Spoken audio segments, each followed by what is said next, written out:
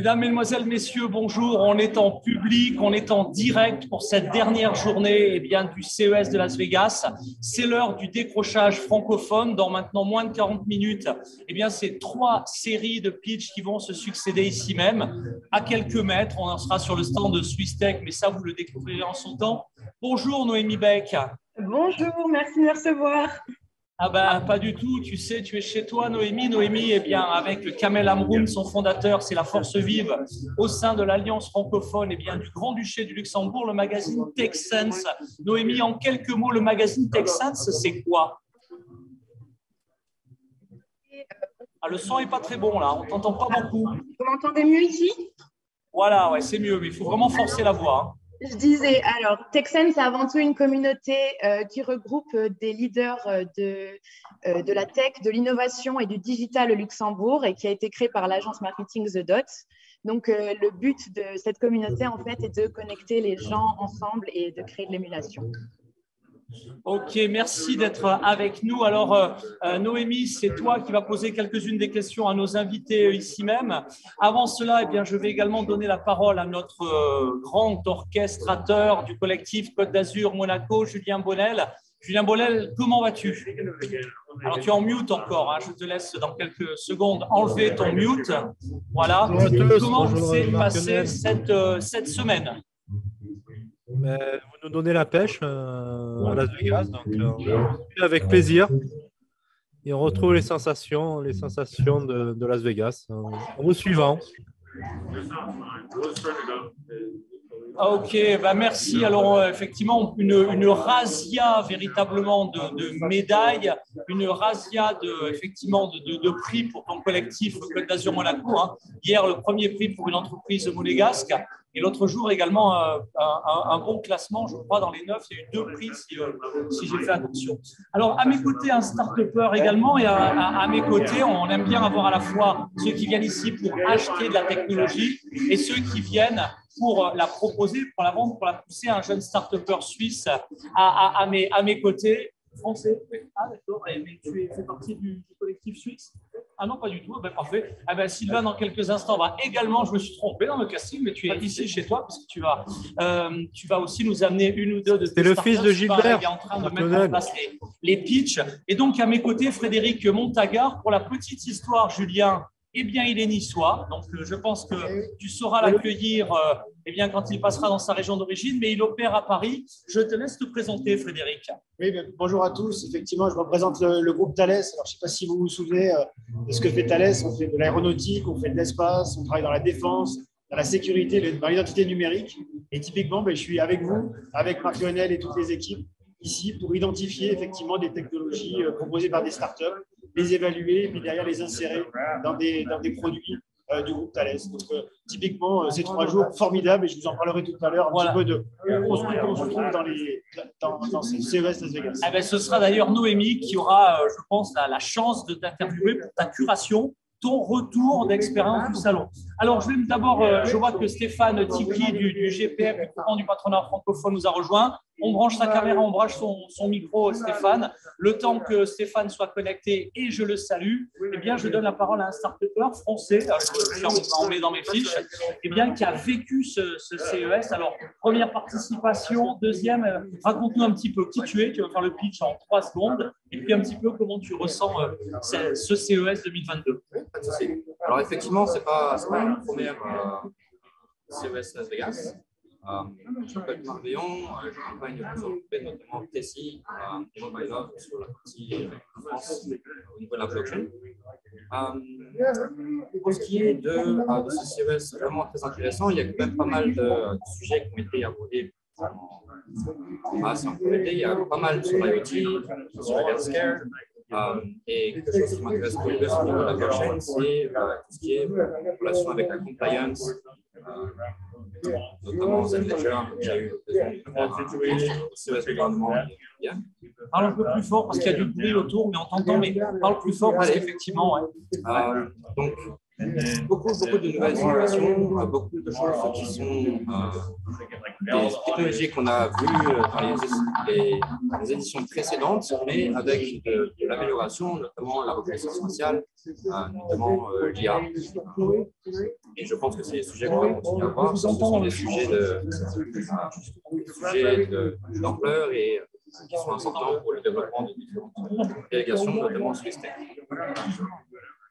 Merci, pardon, parce qu'on me signale en régie qu'effectivement, comme nos micros contingentent la zone, toute personne qui est derrière nous, on l'entend bien. C'est assez puissant. Alors, merci bien pour ce retour. Dans quelques instants, d'autres témoignages. Moi, j'aimerais que Stéphane, qui nous a rejoint, eh bien, nous donne un peu son retour d'expérience. Toi, tu l'as vécu, ce CES, eh bien, en direct, connecté. On est sûr, en tout cas, on espère t'avoir donné envie, vu que les ondes étaient particulièrement bonnes, eh bien, de venir nous rejoindre. Peut-être rappeler, pour ceux qui n'étaient pas en intro de cette semaine, ce qu'est le GPF. Et puis toi, qui as vécu des temps forts, qui as été parmi les jurys, qui nous a mobilisé des décideurs de toute la francophonie, eh bien, comment tu vis un peu ce côté hybride de l'événement? C'est à toi. Merci beaucoup, Marc-Lionel. Déjà, avant tout, je voulais te féliciter avec tes équipes pour ce travail remarquable. C'est deux qualités que j'admire le plus chez toi, c'est ta capacité à rassembler des gens pour travailler ensemble et à motiver un groupe. Et c'est vrai que moi, j'ai vécu ça avec beaucoup de passion, mais avec beaucoup de frustration. Beaucoup de passion parce que j'ai trouvé ça exceptionnel de voir la dynamique, de voir les gens, de trouver des décideurs pour participer au jury. Et aussi beaucoup de frustration parce qu'on est bloqué à Paris à distance et on se sent un peu éloigné. Mais en tout cas, le président Blachier a aussi participé avant moi mardi à ce jury-là du CES de Las Vegas. Et au nom du GPF, qui est l'entité que je représente aujourd'hui, je voulais vous dire que ça a été un plaisir, un bonheur et même un honneur d'être avec vous et à vos côtés tout au long de ce CES de Las Vegas, pour deux raisons. La première, c'est que nous sommes hyper intéressés pour tous les sujets numériques, digital, technologie, qui sont des sujets portés d'ailleurs par Marc-Lionel au sein du groupement du patronat francophone. Vous dire que le groupement du patronat francophone, nous sommes le premier réseau d'affaires francophones au niveau international, avec comme ambition de connecter les entreprises entre elles et de connecter les gouvernements ensemble. Et c'est à ce titre-là que nous sommes tous unis et rassemblés, avec comme ambition et comme mission particulière de créer, construire et développer cette francophonie économique, de faire du business ensemble, de construire ensemble, de bâtir ensemble dans tous les pays francophones. Et c'est vrai qu'on a commencé cette aventure avec Marc-Lionel depuis l'année dernière et là maintenant on va aller au bout avec, vous étiez à Las Vegas, bon, avec Marc-Lionel on ira à Kinshasa là, pour les Jeux de la francophonie qui ont lieu en août 2022. On ira à Libreville au Gabon, on ira à Abidjan en Côte d'Ivoire. Voilà, on va aller dans toutes ces destinations-là pour parler justement de cette francophonie économique, pour parler du digital, pour parler du numérique. Et surtout, ce que j'ai beaucoup apprécié dans ce que vous avez porté comme sujet, c'est notamment les sujets de santé et d'éducation, qui sont pour moi des sujets primordiaux et prioritaires, parce que dans les pays que l'on touche aujourd'hui, notamment dans ces pays francophones, la santé et l'éducation sont les besoins dans lesquels les gens se retrouvent particulièrement. Alors, les gens ont besoin d'avoir de l'innovation dans la santé, de la tech dans la santé et de l'innovation dans l'éducation, parce que l'éducation et la formation sont les meilleurs moyens pour permettre aux gens de travailler ensemble les uns les autres. Et nous, le groupement du patronat, je ne serai pas plus long, hein, mais pour vous dire que le groupement du patronat, voilà, nous sommes... Merci à toi, Stéphane. Alors, pardon, vous avez vu faire quelques... pour ceux qui sont en coulisses, vous avez vu qu'on fait des réglages, parce qu'ici, on nous entend très très peu. Hein, il y a vraiment beaucoup de bruit. Je ne sais pas si ça s'entend sur la réalisation. Je ne sais pas si vous m'avez entendu. On essaie également de vous entendre. Mais enfin, on est content de vous avoir. Donc, mes amis, je vais maintenant passer la parole à Noémie pour la séquence dans quelques instants, eh bien, interview. Mais avant, eh bien, en régie, on est allé un peu se promener hier et on a donné la parole à un robot. Quentin, est-ce que tu peux un petit peu, c'est une des innovations du salon, on voit bien qu'aujourd'hui, eh bien, l'intelligence artificielle, elle se développe et l'humanoïde est au rendez-vous. Alors, je vais vous passer quelques images, essayer d'interviewer avec mon anglais un peu pourri le robot. Voilà ce qu'il a répondu. Top santé, Quentin. What makes us prove that someone is not behind a microphone and make you speak, and you are definitely programming what you're saying?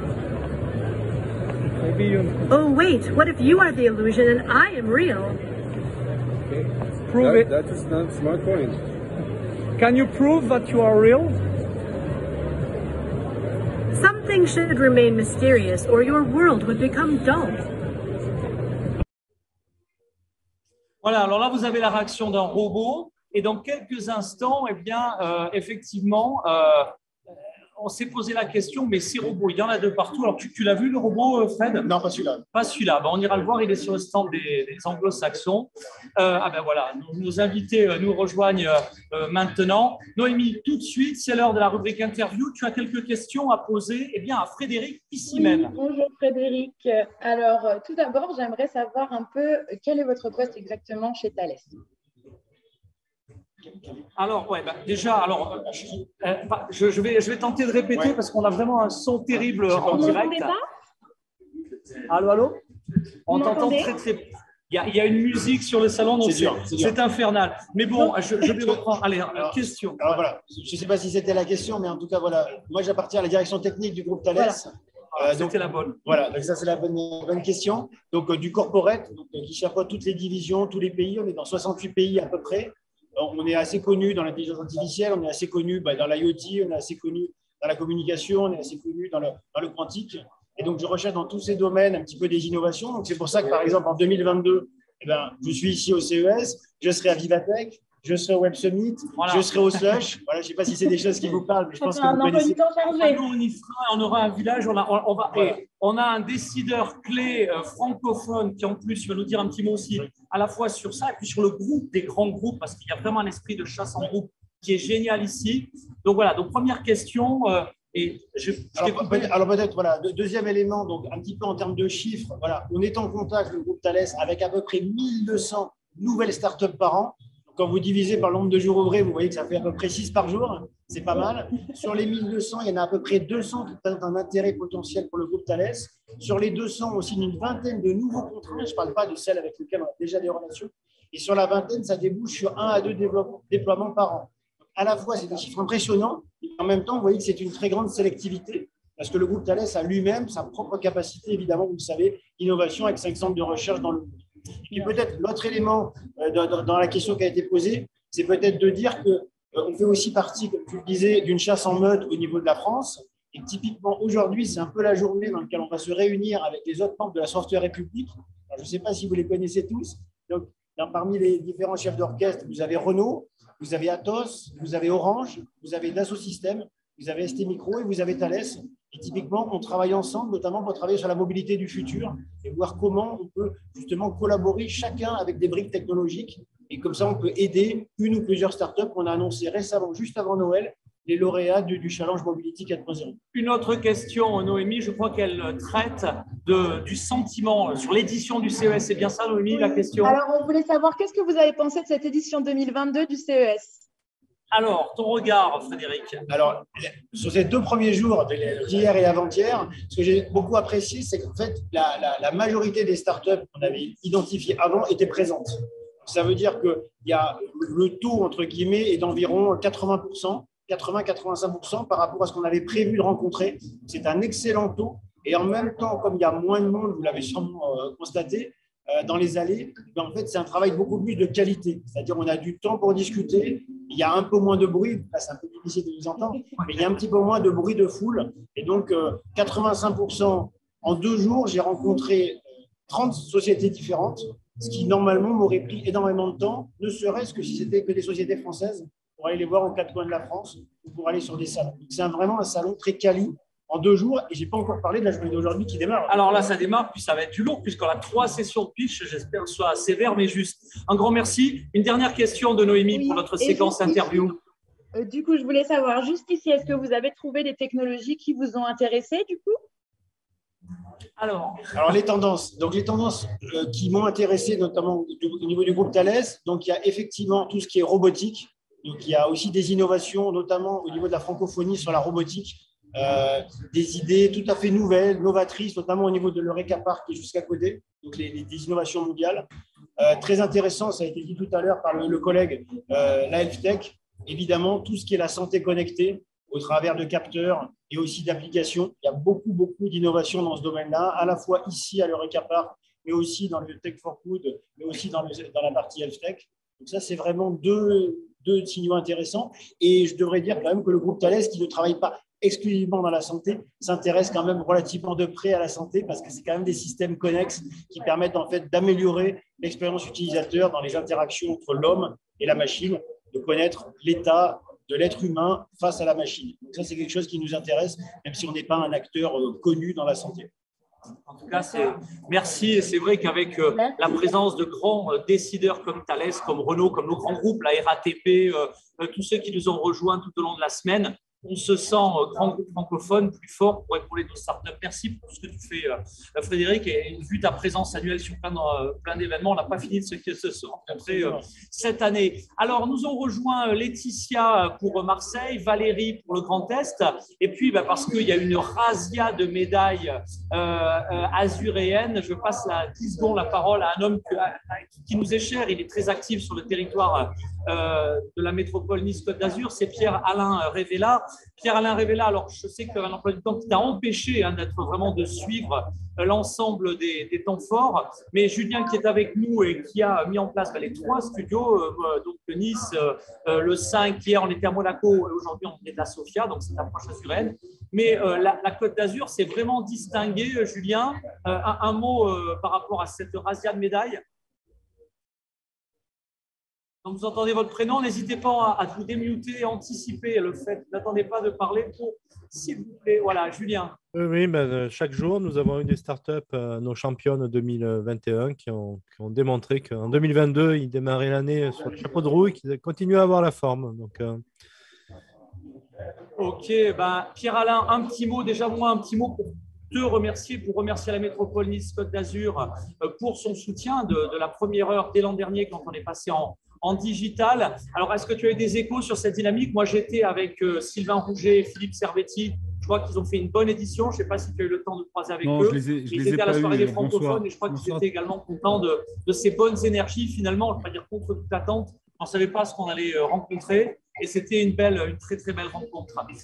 Pierre-Alain. Non, moi, je n'ai pas encore eu de retour. Je débrieferai avec Sylvain et Philippe. Et il est vrai que les thématiques que vous abordez nous intéressent fondamentalement, que ce soit sur la santé, sur la mobilité. On est un territoire qui essaye d'être assez en pointe. Donc, on est à l'affût de tout ce qui peut être nouveauté. On écoute énormément, on reçoit énormément. On travaille avec des entreprises du territoire, des entreprises extérieures. On encourage les entreprises à nous rejoindre. Pour preuve, on travaille quand même beaucoup avec Julien. Voilà, nous, on est ouvert à tous les projets et donc le fait qu'ils reviennent avec des nouveautés, des idées, tu sais qu'on va essayer de les mettre en œuvre et puis on est toujours partant sur les appels à projets, les appels à manifestation d'intérêt, etc. On a une équipe qui travaille énormément sur tous ces dossiers. Voilà, donc j'attends le retour et puis je te dirai ce que mes copains en ont pensé. Merci Pierre-Alain, merci à la métropole, merci à l'ensemble des acteurs et puis merci à Julien qui tout au long de l'année fait un travail de fédération qui est juste phénoménal. Alors, je reviendrai du côté de la région sud en quelques instants pour donner la parole à Letty. On va partir dans le Grand Est avec Valérie Motel. Valérie, elle a encore une larme ici parce qu'elle aurait voulu, j'imagine, être avec nous. Valérie Motel, bonjour. Alors, je ne vais pas dire pas trop triste, mais tu as été super active, en tout cas cette semaine, présente sur les studios connectés, diffusion. Je crois que tu as mobilisé également des médias du territoire. Alors, je vais envie de dire à la fois triste, pas trop triste, ton bilan, là, il reste encore cette grosse journée, mais voilà, ton sentiment, Valérie. Ouais, bonjour Marc-Lionel, déjà bonjour à tous les partenaires du village francophone et à tous les invités sur le plateau. Et bien sûr, à toute la délégation Grand Est, des startups qui sont présentes sur le pavillon French Tech. Donc, oui, effectivement, j'aurais eu grand plaisir à être avec vous sur le plateau. C'était pas possible. Mais en tout cas, juste quelques mots sur le Grand Est et notre délégation. Dans le cadre de la Team France Export, CCI International Grand Est et la région avec Business France, nous avons donc sélectionné, préparé 8 entreprises qui sont présentes aujourd'hui sur notre espace régional, sur le pavillon La French Tech. Et donc, j'invite tous les investisseurs, les grands groupes comme Thales, bien sûr, les collectivités, les entreprises, à venir rencontrer là, sur leur stand ces entrepreneurs qui présentent leurs innovations dans différents domaines. Vous parliez, monsieur, de la mobilité connectée, LedTech, 5G, Green Tech. Vous m'entendez bien? Oui, alors, enfin, nous, sur le plateau ici, il y a beaucoup de stands autour qui font beaucoup de bruit, donc on doit vraiment forcer l'oreille, mais je crois qu'on t'a bien entendu sur l'émission, et c'est bien évidemment l'essentiel. J'ai d'ailleurs même Frédéric qui est en train de nous trouver, de briques, c'est voir si on ne trouve pas un haut-parleur ici, on apprend. Alors, Marc Luhr nous a également rejoint pour la Hall 24 en Normandie, mais je me retourne maintenant vers Letty. Letty, toute la semaine, a offert des welcome packs aux gagnants. Une semaine intense, je sais que toi aussi tu devais faire partie du voyage. Christophe, avec qui tu bosses, était la partie. D'ailleurs, le symbole est beau puisque et le territoire niçois, azuréen et le territoire marseillais ont parlé d'une même voix. Et c'est vrai que vu de Vegas, c'était vraiment une super dynamique. Bonjour Letty. Bonjour à tous. Merci Marc-Lionel. Écoute, c'était un grand plaisir, un grand marathon. Je ne sais pas comment vous avez tenu. Allez, c'est la dernière ligne droite. Là, il vous en reste plus que une grosse journée et 3 pitchs devant nous. J'ai le plaisir de vous annoncer que Christophe, justement, assistera au pitch de 11h. Ah, parfait, très bien. Moi, je ferai les pitchs de 9h et les pitchs de 10h. Et Christophe sera avec vous sur les pitchs de 11h. Donc, avec à la fin, la remise des prix en physique, on va dire, de ce qu'on pourra faire en physique. Voilà, on pourra sur le plateau ici même offrir aux gagnants les welcome packs. Tu as vu que le Nevada a rejoint le club des territoires qui offre le welcome pack. C'est l'exemple marseillais qui a été suivi et imité. Marc-Luhr, est-ce que tu es avec nous? Est-ce que tu nous as rejoints? Marc Luhr, elle n'est plus connectée, c'est pas bien grave. Alors, c'est peut-être l'heure maintenant de passer à notre rubrique habituelle. Vous connaissez les Digital Men. Les Digital Men, toute la semaine, ils arpentent le salon, ils trouvent des tendances. Ils sont encore allés chercher ce qu'il y a de nouveau. Je vous propose, Quentin, de découvrir un peu ce qu'ils ont mis dans leur escarcelle. Et de quoi vont-ils parler? Je vous laisse le découvrir tout de suite. Bonjour à toutes et à tous et bienvenue pour cette nouvelle capsule sur laquelle nous allons vous parler d'objets connectés, de captation d'informations. Et c'est toi, Lionel, qui va te lancer ou c'est moi qui commence parce que tu pourrais interagir avec le produit que je vais présenter? Allez, vas-y. Allez, je me lance. Moi, je vais vous parler de maladies chroniques et particulièrement du diabète. Vous le voyez à l'écran, c'est un objet connecté qui s'appelle l'Omnipod et qui va pouvoir s'attacher sur le bras. Et c'est un dispositif qui est à la fois donc étanche, bien entendu, et qui va permettre l'administration d'insuline pour aider les patients à se protéger de l'hypoglycémie ou de l'hyperglycémie.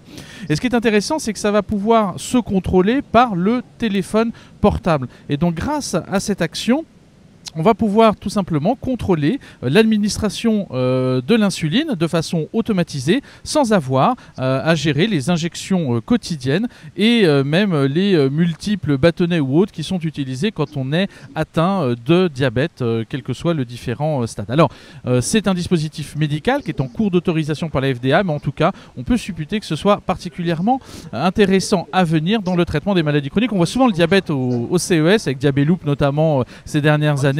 Là, c'est un projet super intéressant. Voilà, à voir. Et toi, il y a peut-être une question d'alimentation de tous ces objets connectés que tu aimerais nous présenter. Et oui, ces objets connectés ne peuvent pas fonctionner sans énergie. Et l'année dernière, peut-être que vous l'aviez remarqué, on l'avait présenté, ça avait défrayé la chronique, une société française avait présenté une biopile, une pile qui était constituée de papier et d'enzymes, qui produisait évidemment un faible courant, mais qui était entièrement biodégradable. Et bien cette année, ils reviennent évidemment avec cette pile, mais justement avec un capteur qui va mettre cette pile dans un écosystème, un capteur qui va être capable, comme vous le voyez à l'écran, de pouvoir remonter dans un cloud la température, l'humidité, la luminosité, la pression et même l'accéléromètre sur 6 axes. Les éléments évidemment à faible consommation vont être envoyés dans le cloud et le traitement se fera à distance. Très bonne solution pour tout un tas de dispositifs qui seront des dispositifs portables, que ce soit pour la santé ou pour l'industrie 4.0, avec une consommation d'énergie très faible et puis de toute façon une énergie produite 100% biodégradable, puisqu'il n'y a pas de métal, il n'y a pas de plastique, il n'y a rien qui ne soit pas biodégradable dans ce dispositif. Passionnant, c'est des nombreux projets qu'on aimerait vous présenter tous. Malheureusement, les capsules sont courtes. On va retourner sur le floor pour voir d'autres innovations. Et en attendant, on va peut-être nourrir les flamants roses parce qu'a priori, c'est le moment de la nourriture. Voilà, à très vite. Bye bye. Salut. Eh ben, merci à nos digitalmen. Ils vont arpenter le salon. On aura encore d'autres reportages tout au long de la journée. Alors, je ne sais pas si Marcuo nous a à nouveau rejoint. Marcuo, est-ce que tu es là? Donc, voilà, toujours pas. Ben, c'est pas bien grave. Noémie, c'est là. Ah ben voilà. Mais enlève ton mute, Marc, parce que c'est pas facile d'animer un direct si tu es là. Salut, Marc. Ouais, très très bien. Aujourd'hui, c'est ta grosse journée depuis la Normandie. Un mot sur la Halle 24 et sur cette semaine digitale. J'imagine qu'on t'a un peu donné envie d'être avec nous. Alors, d'ici le CES, il y aura une bonne quinzaine de villes où on organisera des déplacements. Hein. Mais enfin, on sera peut-être avant. Et même en Normandie. Un mot sur la Halle 24 et sur la construction maintenant du collectif Normandie. Donc, le collectif Normandie, effectivement, on a démarré il y a très peu de temps. Hein, ça fait 1 mois ou 2 qu'on a démarré avec toi. On a réussi à t'envoyer une start-up, la Bakary, donc qui s'est très bien représentée sur le podium. D'accord. On espère qu'il va avoir des contacts suivants. Et nous, donc, effectivement, cette année, on n'a pas pu venir. Sinon, on était toujours présents sur le CES. On accompagne les startups donc, dans tout ce qui touche le data en général, l'intelligence artificielle, smart city, objets connectés. Donc, le CES est toujours un grand rendez-vous pour nous. Et malheureusement, cette année, on n'a pas pu s'y rendre. Donc, on espère que c'est la dernière année qu'on n'y va pas. Ça, en tout cas, c'est vrai qu'on s'y est rendu. Et cet après, on a tous les tests les tests de PCR. Là, donc, on va repasser à la loterie. Sinon, on gagne 10 jours à Vegas. Bon, 3-4 jours, ça va encore, mais 10 jours, ne nous le souhaitez pas. Voilà, donc ça, c'est réponse tout à l'heure. En tout cas, c'est effectivement une fantastique semaine. Le direct, maintenant, pour les pitchs anglophones, c'est dans moins de 10 minutes. Nous ont rejoint bien un certain nombre de candidats, un certain nombre d'acteurs. Mais avant, eh bien, je voudrais également donner la parole à notre emblématique chroniqueur. C'est l'avocat qui a créé le droit, tout ce qui est la privacy en France. Actuellement, il travaille sur le droit des robots. On écoutera son reportage sur la raison d'être des robots. Eh bien, ça, ce sera tout à l'heure lors de notre grand débriefing et notre dernière webcast de cette édition 2022. Mais avant cela, eh bien, Alain Bensoussan, le charismatique avocat, eh bien, nous a préparé un focus sur la mobilité, le droit de la mobilité. Qu'en pense notre charismatique avocat? C'est tout de suite à l'antenne de Tech for Business.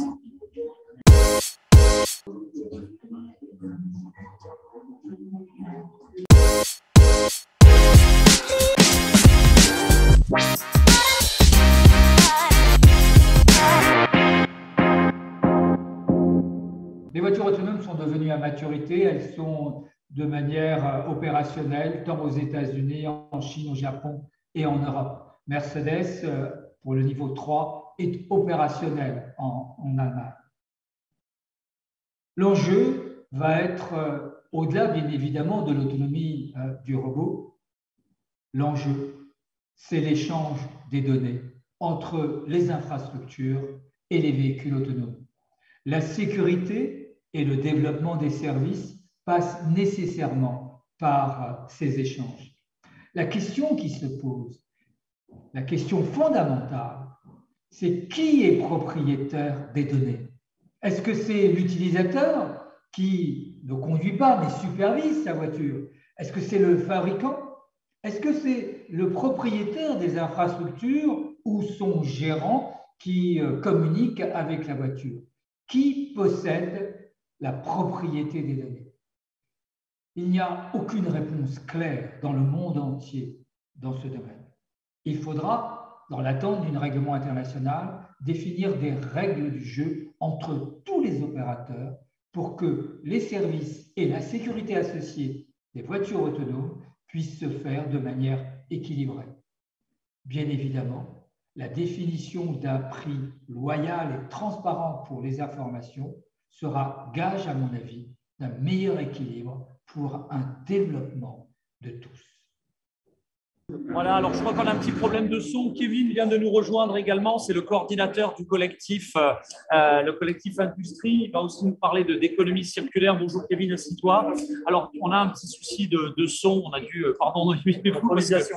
Voilà, improvisation. J'ai Leïla qui nous a rejoint également, elle est connectée. Je pensais que tu serais sur le plateau, Leïla, mais c'est pas grave, tu es la bienvenue. Je suis là dans quelques minutes. Elle est là dans quelques minutes, mais elle est déjà connectée. Elle est trop forte. Et il a de Stanford, qui est une de nos Frenchies de San Francisco, qui va nous donner son regard sur le salon. On sera en direct pour les pitchs dans moins de 7 minutes. Kevin, ton regard un petit peu sur cette édition. Kevin, donc je te laisse te présenter. Et puis un mot sur le projet sur lequel tu travailles, avec les territoires actuels autour des nouveaux modèles d'affaires et de l'économie circulaire. Oui, tout à fait. Donc, Kevin Boissier, moi, je suis en charge de tout ce qui va être Smart Industry pour les villages francophones et les nouveaux modèles économiques. CES en demi-teinte, on va le dire très honnêtement. Beaucoup de technologies, malheureusement, pas beaucoup de quoi où. Des choses qui sont très connues. Par contre, un axe intéressant, c'est ce que je disais hier. On voit quand même que l'industrie commence à se transférer à la maison avec des solutions qui sont très, très connues dans l'industrie, comme les AGV. Ça va déplacer les choses de manière automatique dans les usines et qui viennent robotiser, si je peux dire, un peu plus la maison, les restaurants, les choses comme ça. Ah, c'est sympa. Donc, allez, va me chercher chez un robot mes affaires d'été au placard, va ranger celles d'hiver. C'est un peu ça l'idée. Oui, ou le service au restaurant, donc ça déshumanise. Mais bon, certains n'ont pas envie de contact. Donc, on comprend que dans certaines cultures, ça peut être intéressant. Beaucoup de lidar. Donc, le lidar, c'est des systèmes de détection laser. Donc, on va améliorer la sécurité des routes. Ça se transfère du véhicule à la Smart City et à l'usine. Et sinon, la grosse partie virtuelle, où là, c'est plutôt l'inverse. C'est-à-dire qu'on sent quand même que c'était la réalité virtuelle de l'ordinateur, de la console, qui, elle, va se mettre au service de l'industrie pour virtualiser des usines ou aider dans les opérations d'assemblage par du step-by-step qui est assez intéressant. Eh ben, merci pour ces retours. Un mot sur le projet sur lequel tu travailles autour de l'économie circulaire également, Kevin. Oui, donc un gros sujet intéressant, c'est qu'effectivement, par les affinités, moi je suis expert en obsolescence, on n'a pas trouvé ce qu'on cherchait en France, en Europe, autour des salons d'économie circulaire, c'est-à-dire pas faire de la politique, mais vraiment faire de la démonstration technique et de la chaîne de valeur autour de l'économie circulaire. Donc, on souhaite lancer une initiative d'un salon physique présentiel avec des démonstrateurs tels qu'on connaît au village francophone, avec des structures solides. On cherche pour ça des grands partenaires avec une ambition de le faire fin juin, début juillet en France. Le premier. Ouais, le premier qui serait vraiment technique, conférence, mais dans le pragmatique.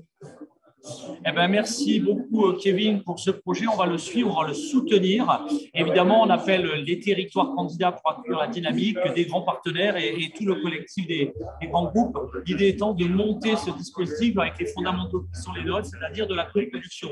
Je te laisse parce qu'il nous reste un dernier invité à accueillir. On te retrouve dans les jurés. Hein. C'est Olivier. Olivier vient nous rejoindre. Il est avec nous sur le plateau. Olivier, il a fait la curation hier du LVCC pour les intimes du Las Vegas Convention Center.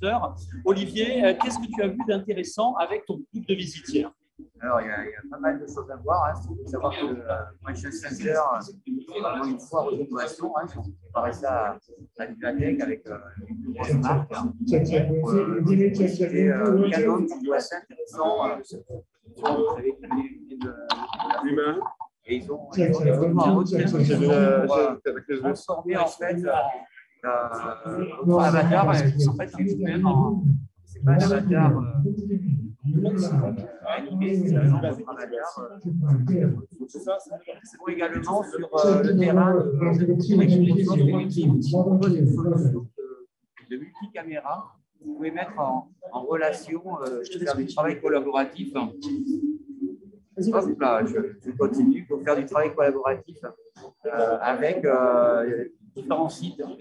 Il y a une démonstration, vous avez plusieurs salles de réunion avec des tableaux pour les gens qui font de la création et une personne qui est en travail à distance. Should I try it again? 1, 2, 1, 2. This one, 1, 2, 1, 2. This one will sound a little bit louder, no? This one, no, it's okay. It's fine. Avec une seule salle de réunion. 1, 2, 1, 2. Sinon, vous avez 1, 2, 1, 2. Bien sûr les voitures avec le bus cette année, c'est BMW. Une voiture qui change de couleur à partir d'une technologie qui s'appelle e-link. Ça change de couleur et c'est assez bluffant. Ensuite, vous avez également alors un acteur que je ne connaissais pas du tout, qui s'appelle VinFast. C'est des Vietnamiens, je pense qu'ils n'ont même pas 3 ans, 4 ans d'âge. Ah, ça, c'est bluffant. Et ils sortent 7 véhicules totalement électriques. Ils ont l'air d'avoir la main au ventre pour aller dévorer le monde. C'est assez C'est assez impressionnant. Puis vous avez des Français comme Plaxou qui sont là, comme Wizix, comme Barracuda qui sort encore une nouveauté avec voilà, un tapis de vin sur lequel vous goûtez sur votre tapis de vin. Et puis ça prend tout un tas de données sur le poids, sur la graisse, sur plein de choses. Il y a vraiment des choses assez intéressantes à voir cette année sur le chez même s'il y a des concerts de Ok, merci beaucoup. C'est la fin de cette émission et c'est la fin de notre décrochage francophone. On se retrouve dans maintenant 3 heures. On va enchaîner 3 séries de pitch en anglais. Donc, si vous voulez suivre, il faut changer de lien pour les membres qui sont avec nous. Je vous retrouve tout de suite dans quelques instants, dans 5 minutes environ. Le temps de connecter la session de pitch anglophone. À tout de suite et merci pour la suite de notre